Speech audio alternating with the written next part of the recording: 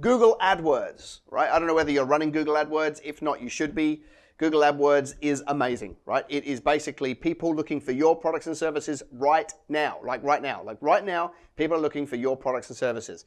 They are going onto the Google, right? They are typing in uniforms, holiday accommodation, how to buy soccer balls, you name it. People are online right now looking for your products and services, right? If you're not running Google AdWords, this is how much of that traffic you can get. 0.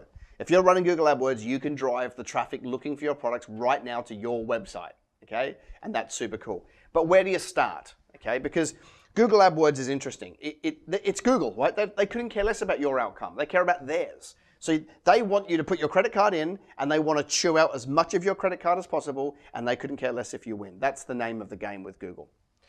So how do we do that so that you can limit, the losses and increase your chances of having a phenomenal return? It comes down to the keywords that we choose, okay? So I want to talk into kind of like the matrix between budget and keywords, and just to give you some practical little thing, but I'm gonna draw it up here on the board. All right. So when it comes to keywords, there is a keyword planning tool that you can use. So if you go into Google and go to the keyword planner, which is one of the tools at the top, you can actually do a search. How many people are searching for this keyword every single month in my area?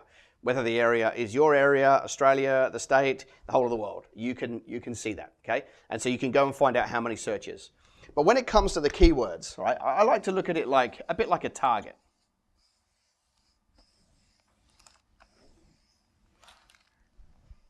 So a lot of people, they'll come to me and they'll say something like, my budget doesn't allow me to spend $2,000 a month on AdWords. And I'm like, no, that's fine. It will. Once we hit the golden vein, you will want to scale your budget because we know it produces a return. But in the short term, maybe it doesn't. And so here's the mistake a lot of people make, right?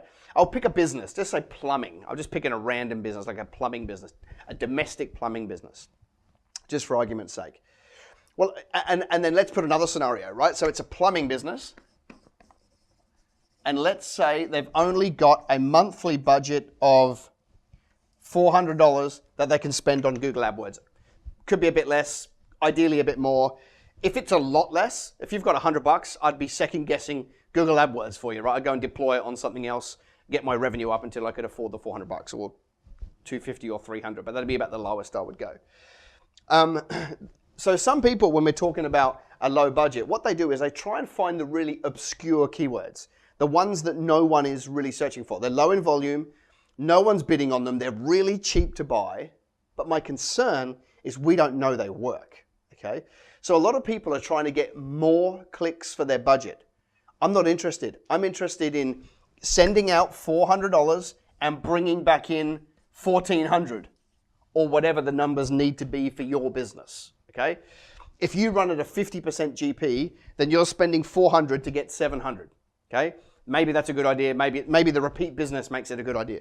Maybe you spend $400 and you bring in $2,400 at a 50% GP. Now I'm spending $400, bringing in $1,200. Life's good, okay? So depending on the numbers here, but if you go for the obscure keywords that are cheap, you'll get a lot more traffic. The problem is that we don't know that traffic equals sales. Here's what I would do if I were you. I would go straight to the center of the target. I would go for the most obvious keyword that we absolutely know works. It'll be more expensive and you'll get less traffic, but it'll be a really qualified audience. That would be the way I would start, okay? So if it was a plumbing business, right? I'm on the Gold Coast today. So if it was plumbing, if it was a plumbing business on the Gold Coast, the number one keyword will be plumber Gold Coast or plumbing Gold Coast, one of those two. That's where I would spend my $400 right there, because you probably could spend $4,000 a month on that keyword. There'd be that much traffic for it. It's the number one thing anyone's going to search for. So I'd be going straight in there with that word. Now, once you've milked that level, then you come out a little bit and go, okay, well, what are the next ones that are kind of obvious, probably a little bit less traffic and less competitive? It might be hot water system Gold Coast, okay? Then you play into this level. Then you go out a little bit further. What's the next one? And what's the next one? And then right out here, you've got some really obscure keyword, like fix my leaky tap bundle, right? Some suburb. It's like no one's bidding on that word. It'll be really, really cheap, but we don't know if it works, okay? So I would, if I were you, when it comes to deploying, I start by going straight in the middle, and then as I add my budget out to $4,000 a month, then that's when I go, because at some point you're going to saturate that word, then you're going to have to go to these ones. You're going to saturate, like take all of the market share there, then you're going to have to go to these ones. The what you're going to build this out. Then you go to the obscure ones. The mistake that most people are making is they go for the broad ones, right, to try and get more traffic, and it's a mistake. All we care about is dollars out, dollars in. We don't care.